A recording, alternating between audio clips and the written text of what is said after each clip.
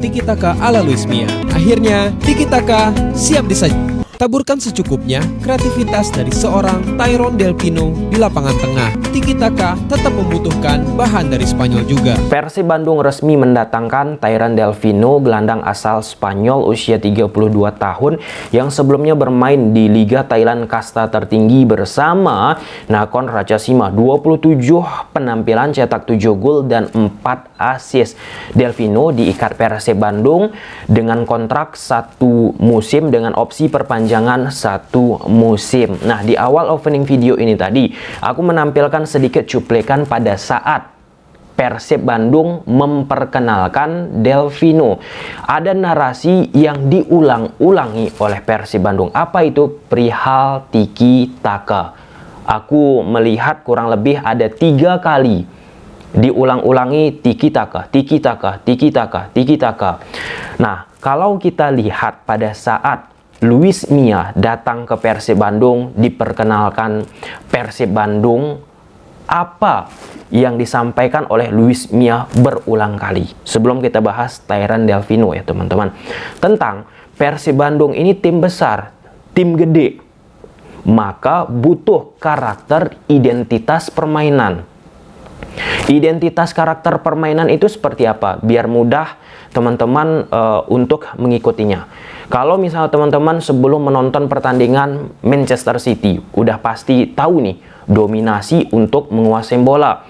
Misalnya kita nonton Liverpool, bahkan sebelum kita tonton, kita udah tahu Liverpool bermain gegenpressing, Barcelona ball possession, dan lain sebagainya. Meskipun akhir-akhir ini Man City pun pada saat menghadapi tim-tim tertentu, nggak selamanya ball possession orientasi mereka. Serupa juga Barcelona, Liverpool, ataupun Arsenal. Nah, terlepas Tyrone Delfino didatangkan Persib Bandung ataupun pemain-pemain lain, ya sepakat, sistem itulah, filosofi itulah, identitas itulah yang amat mahal. Nah, ketika kita bicara tim besar, contoh Persib Bandung, ya sepakat, harus tahu kita karakter, identitas harus dibentuk. Kenapa? Karena ketika identitas karakter tersebut sudah dibentuk, misalnya sekarang mau main Tiki Taka, seperti narasi yang dimunculkan di awal opening video tadi teman-teman. Meskipun mungkin itu bagian dari kreativitas pada saat pengenalan Delfino. Nah, kenapa aku katakan penting? Contoh, Man City bersama Pep Guardiola, itu Pep Guardiola menularkan sistem. Bukan hanya kepada tim senior, tetapi tim usia mudanya, kelompok muda teman-teman. Dalam bentuk apa? Ketika tim senior menggunakan pola 3 back ataupun sistem permainannya ala Pep Guardiola, 4 back lah, 3 back, whatever, apapun lah itu yang dilakukan Guardiola bersama Man City senior, di bawah-bawah, level-level bawah teman-teman, itu coba diaplikasikan oleh kelompok usia, kelompok umur.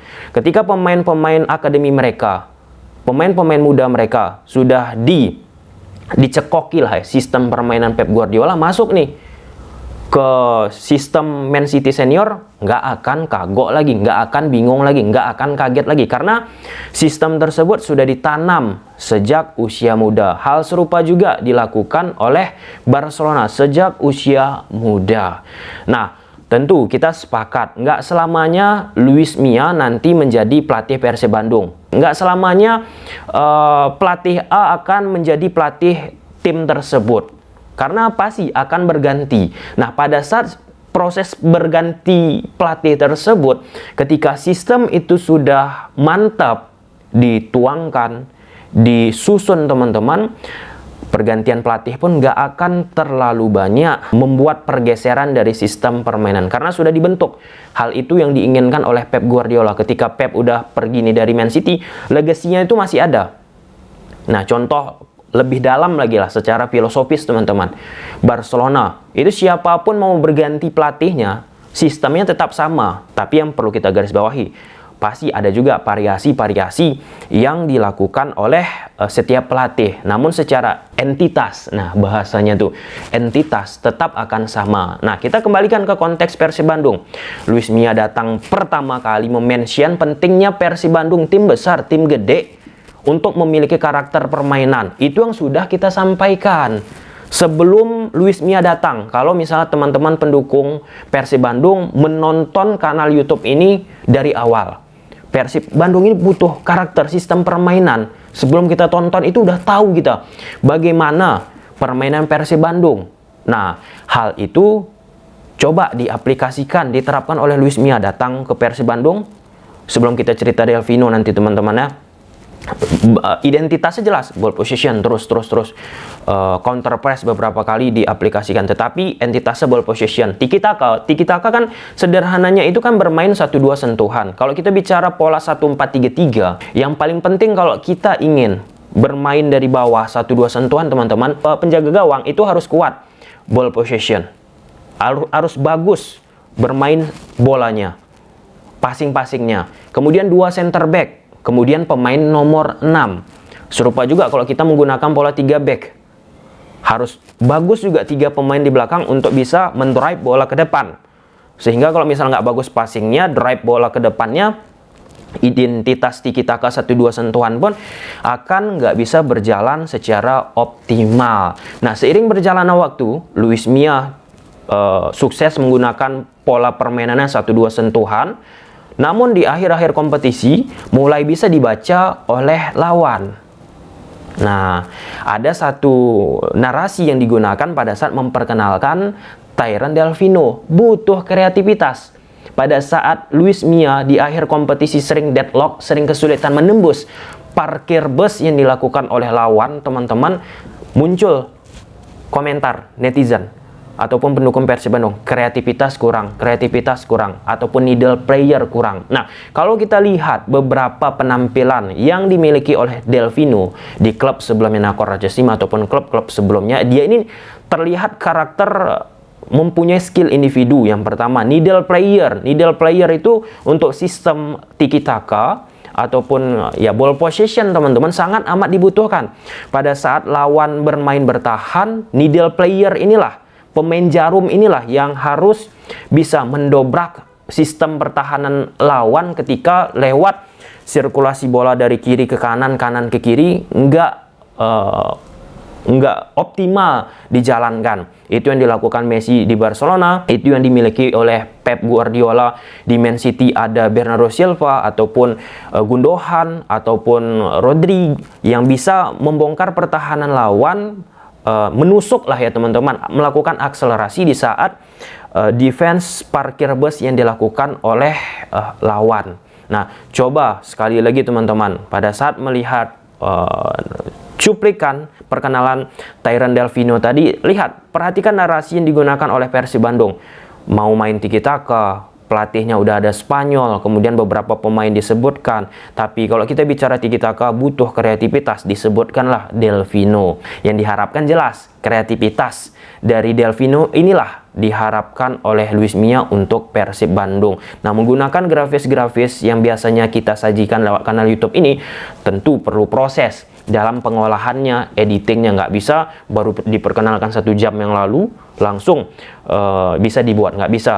Perlu proses. Mungkin kalau ada kesempatan nanti akan kita buat video khusus pakai grafis di atas lapangan. Namun secara di akhir-akhir kompetisi kemarin, Robby Darwish lah yang menjadi pemain yang beda, yang bisa membuat situasi berbeda di saat Kambuaya nggak begitu optimal untuk bisa merubah situasi ataupun membentuk kreativitas di lini tengah. Namun kita pun ini menjadi bahan pelajaran. Aku nggak menjustifikasi langsung Delfino ini akan gagal. Enggak. Kita pun harus melihat track record beberapa pemain Spanyol yang bermain di Liga Indonesia.